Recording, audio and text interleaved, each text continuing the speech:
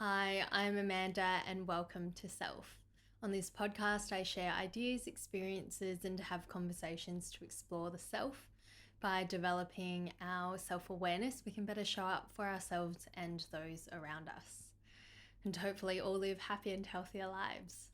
Today's very short episode is about something that happened to me recently, and I'm here to remind you and to encourage you that if you experience some setbacks along this wonderful journey of life, to dust yourself off, give yourself a hug, and keep moving forward.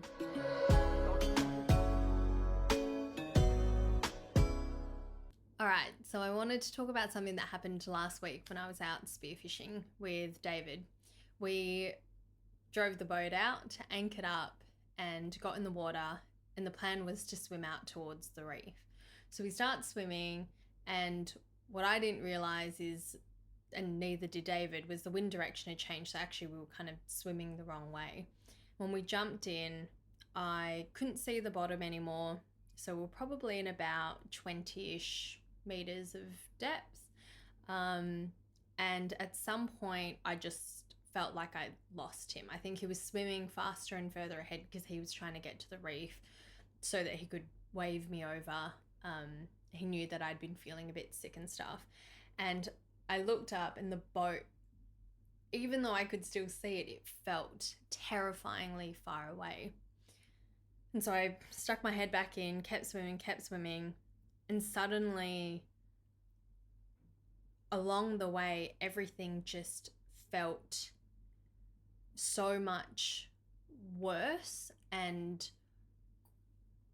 it was me catastrophizing what was going on, because David was still, at points like popping his head up to check where I was, and I could still see the boat. But what it felt like was that someone had taken me into the middle of the ocean, left me there, and gone, see ya. I felt like, the boat was so far away. I couldn't see the ground, which used to be a fear of mine, but isn't really now, especially since I started freediving. And David felt really far away, and there were moments when I couldn't see his fins and started to freak out. So I just ended up actually having a panic attack in the water, trying to regulate everything, trying to control it with my breath. I'm in tears.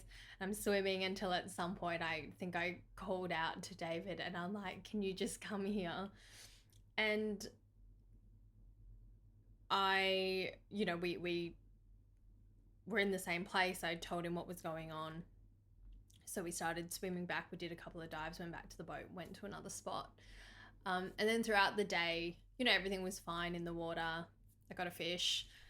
We did a lot of dives. But through the day, I felt quite frustrated with myself that it had even happened. I've been freediving now for 6 years, and I've been in very deep water. I've dived, pretty decent dives myself, where I've pretty much hit the bottom of some points in a bay in Bali. And so it's strange for me that these fears from the water would come back. And the past few weeks, actually, I've been thinking a lot about some core memories that I think are related to the fear that I have now. It's pretty much just a couple of traumatic moments I've had in the water that has set the tone for my association with the water. So I now have this real love and joy in the water, but at the same time, there's still, I suppose, this fear that can sometimes be activated depending on the circumstance. And, I think in life, when we are working through things, and as we work through things, or we feel like we've worked through something, there's a bit of an expectation that there's a set outcome. Kind of in the same way in sports, when you train yourself really hard and you go to perform on the day and you expect yourself to deliver on a certain performance. I think that's been the same for me, where I've got this expectation of myself that I should show up a certain way and always be okay in the water, because I feel like, hey, I've done all the work to move through these traumatic experiences and I'm like healed, right? But I guess that's just not how life works. And life's a bit complicated. We're complex as humans, and rewiring the nervous system takes a lot of time. And sometimes, kind of just like in sports as an athlete, there are moments when sometimes you just don't show up as the best version of yourself on that day. You can try your hardest, but it might not be the best outcome.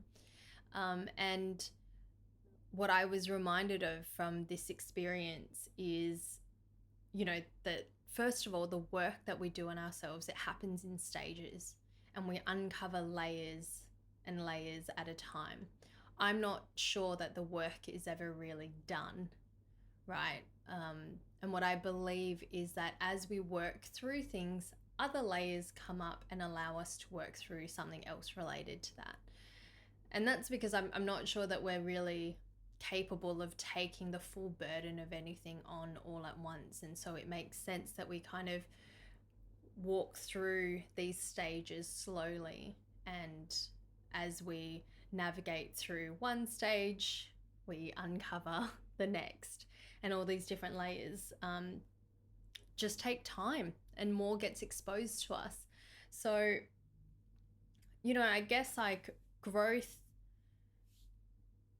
the other thing I realized was growth doesn't necessarily dictate a particular outcome. That expectation that I had on myself that I would no longer get triggered or panic in the water, perhaps, is an unfair expectation on me. And perhaps rather than having an expectation of a particular outcome just because I've done the work, it's just being able to be patient with myself and allow me to show up how I do at any given time and just learn from that experience. What this experience revealed to me about myself is that, hey, that trauma still exists. Those core memories that I have in the water that for a long, long time made me quite terrified of the water, they still impact me, and that's okay. It's okay that I love being in the water, but I still have, these things that might hold me back a little bit. And what it's done is that it's allowed me to see another part of myself, to learn more about me and go, hey, maybe that's something that I can now work through at this point in a different way than I have before. Perhaps what I expected was, once I started scuba diving and then free diving and going a lot deeper and not being able to see the bottom, it's not something that I would fear anymore. But I've definitely seen in the past few weeks, even in the pool, different fears come up. So,